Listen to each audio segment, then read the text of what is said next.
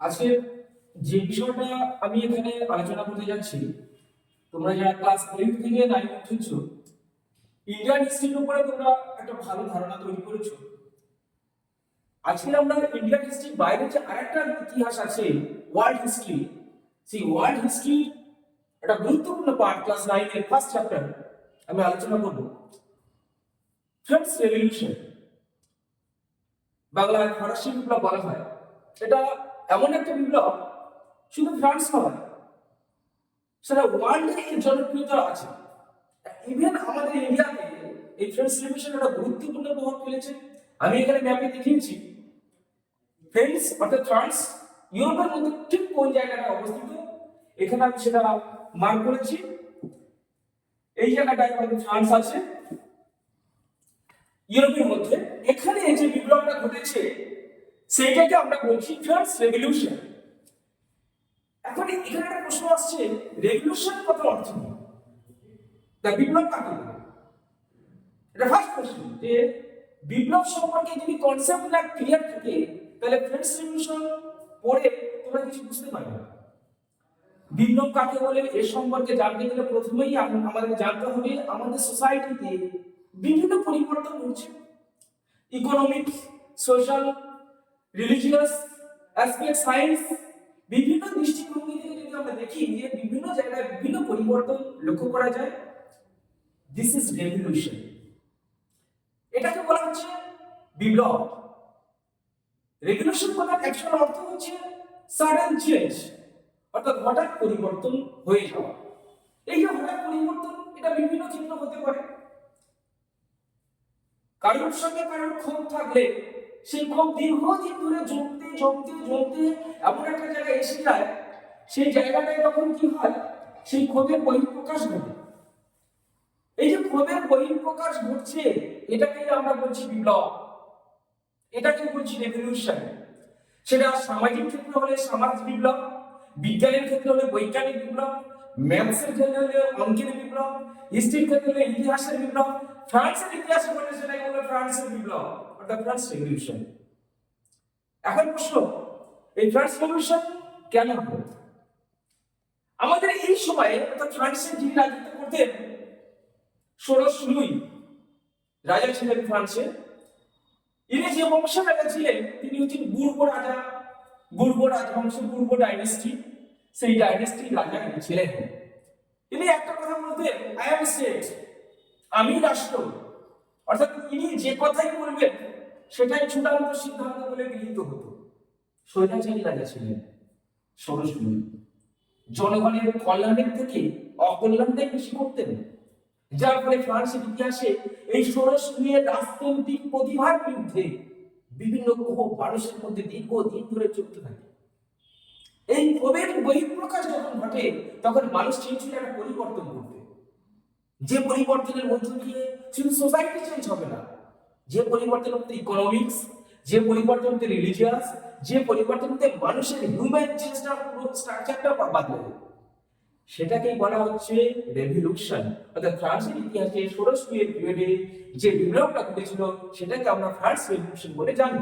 কিন্তু এই বিপ্লব পিছনে যে যে কারণগুলো আছে আমি এখানে একটা স্ট্রাকচার দেখিয়েছি। স্ট্রাকচারে আমি সোশ্যাল প্রসেস দেখিয়েছি, ইকোনমিক্স প্রসেস দেখিয়েছি, পলিটিক্যাল প্রসেস দেখিয়েছি, ইমিডিয়েট প্রসেস দেখিয়েছি, এন্ড লাস্ট ইন্টেলেকচুয়াল প্রসেস। এই যে প্রসেস স্ট্রাকচার আমি খাড়া করে দিয়েছি, এটার মধ্য দিয়ে ফ্রান্সের মানুষের মধ্যে খুব জমেছিল দীর্ঘদিন ধরে, এবং এটার পরিবর্তন করার জন্যই তারা বিপ্লবটা ঘটিয়েছিল। এখানে আমি দেখেছি যে ফ্রান্সের সোসাইটিতে যে স্ট্রাকচারটা দাঁড়িয়েছিল, সোসাইটিটা ছিল first state, second state and third state. এই তিনটে স্টেটের মধ্যে দিয়ে তারা জীবনযাত্রা করতো। ফার্স্ট স্টেটের যে পার্টটা আছে সেখানে আমি দেখিয়েছি যে ক্লার্জি অর্থাৎ যাজক সম্প্রদায় এখানে বসবাস করতেন, সেকেন্ড স্টেটে নোবিলিটি অর্থাৎ অভিজাত সম্প্রদায় বসবাস করতেন, এন্ড থার্ড স্টেট এখানে কিছু ছবি দেখিয়েছি। সেখানে একটা শ্রেণীর মানুষ আছে, তারা একটু মার্চেন্ট টাইপের, তারা একটু ধনী টাইপের, কিন্তু সমাজে তারা মূল্যহীন ছিলেন। আর একটা স্টেট দেখিয়েছি এরা একটু কৃষক টাইপের, সচ্ছল কৃষক, পিসেন্ট এন্ড আর্টিসান বলা হচ্ছে। এরা ইকোনমিক দিক থেকে একটু ডেভেলপ ছিল কিন্তু এদের তুলনায় কম, এন্ড লাস্ট আমি দেখিয়েছি শ্রমিক বা স্মল, অর্থাৎ একদম দরিদ্র প্রান্তিক গোষ্ঠীর মানুষ যারা আছে তারা এই ক্যাটাগরির মধ্যে বসবাস করছে। কিন্তু এই যে তিনটে স্ট্রাকচার আমি দেখিয়েছি এখানে, ক্লারিটি আর নোবিলিটি, এটা হচ্ছে সবচেয়ে সুবিধাভোগী, ইকোনমিক্স, পলিটিক্স, সোশ্যালি সমস্ত সুযোগ সুবিধা এই দুটো গোষ্ঠী পেয়েছে। বাকি যে তিনটে গোষ্ঠী আছে থার্ড স্টেজে, এরা কিন্তু সমস্ত সুযোগ সুবিধা থেকে বঞ্চিত হয়েছে। আজকের আমাদের সোসাইটিতে আমরা দেখি, আমাদের ইন্ডিয়ান সোসাইটিতে যদি আমরা দেখি, এখানে একটা উঁচু তলার মানুষ বসবাস করছে, তারপরে একটা মিডিল ক্যাটাগরি মানুষ বসবাস করছে, এর লাস্ট স্টেজে আমরা দেখছি যে কৃষক, শ্রমিক, সাধারণ মানুষ বসবাস করছে। সেই রবীন্দ্রনাথ ঠাকুরের একটা কবিতা আছে, ওরা কাজ করে চিরকাল দাঁড়িয়ে ধরে থাকে হাল, অর্থাৎ শ্রমিক, লেবার, এই গোষ্ঠীর মানুষরা কি করছে, প্রতিনিয়ত তারা খেটে চলেছে। কাদের জন্য খাটছে?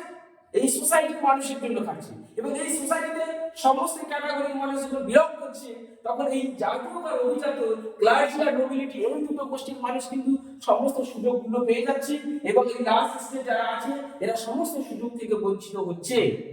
এই গোষ্ঠীর মধ্যে ক্ষোভটা দীর্ঘদিন ধরে চলতে থাকে। প্রায় 176 বছরের ক্ষোভ বহিঃপ্রকাশ ঘটেছিল এই ফ্রান্স রেভলিউশনের মধ্য দিয়ে, যেটাকে আমরা ফ্রান্সের ইতিহাসে একটা বিশ্বজনীন ঘটনা বলে চিহ্নিত করতে পারি। সোশ্যাল স্ট্রাকচারে আমরা দেখতে পাচ্ছি কজেস গুলো কি কি ছিল। সামাজিক দিক থেকে সম্মান কোনো ছিল না এই থার্ড স্টেজের মানুষের, সমস্ত সুযোগ সুবিধা থেকে তারা বঞ্চিত হতো, এর ফলে তারা বিপ্লব করতে বাধ্য হয়েছিল।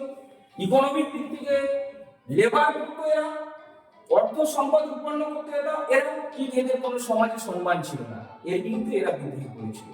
পলিটিক্যালি একই সিস্টেম, রাজনৈতিক সমস্ত পোস্টগুলো এই ক্লার্জি নোবিলিটি গোষ্ঠীর মানুষরা ভোগ করতো, কিন্তু থার্ড স্টেজের মানুষরা কিন্তু এই সুযোগ থেকে বঞ্চিত হয়েছিল। ইমিডিয়েট প্রসেস হিসেবে আমরা দেখতে পাচ্ছি এই ক্ষোভের বহিঃপ্রকাশ ঘটেছিল ইমিডিয়েট প্রসেসের মধ্য দিয়ে। ক্ষুধার্ত মানুষের খাওয়া না পাওয়া, দীর্ঘদিন ধরে একটা ক্ষুধার্ত সিংহকে যদি না খেতে দেওয়া হয়, সে যখন রাগান্বিত অবস্থায় থাকে তখন কিন্তু তার রাগের বহিঃপ্রকাশটা ঘটে। ঠিক তেমনিভাবে ইমিডিয়েট প্রসেসের মধ্যে এটা লক্ষ্য করা গিয়েছিল। এইভাবেই ফ্রান্সের সোসাইটিতে বিপ্লবটা ঘটেছিল। এই বিপ্লবের পেছনে, বিপ্লব ঘটার পেছনে এর আগের প্রেক্ষাপটে যদি আমরা দেখি, এখানে একটা যন্ত্র দেখেছি, গিলোটিন যন্ত্র। সেই সময় মানুষকে, নিরীহ মানুষগুলোকে, যাদের উৎপাদিত সম্পদের সোসাইটির উঁচু তলার মানুষগুলো বেঁচে থাকতো, এই কৃষক সম্প্রদায়কে এই গিলোটিন যন্ত্রে দিয়ে মুন্ডুটা ছেদ করে নিচে ফেলে দেওয়া হতো। এরকম স্বৈরাচারী রাজা ছিলেন ষোড়শ। এখানে আমি সেই চিত্রটা দেখিয়েছি। এখানে বাস্তিল দুর্গ, বিনা অপরাধের ব্যক্তিদের এখানে গ্রেপ্তার করে রাখা হতো। বিচার ব্যবস্থা ছিল জাতীয়তার অভিজাত শ্রেণীর মধ্যে, তারা ন্যায় বিচার পেতেন না, এবং সন্দেহ হলেই তাকে গ্রেপ্তার করে এই বাস্তিল দুর্গের মধ্যে অনির্দিষ্টকালের জন্য তাকে আটকে রাখা হতো। এইভাবে মানুষের মধ্যে ক্ষোভটা দীর্ঘদিন ধরে চলতে থাকে।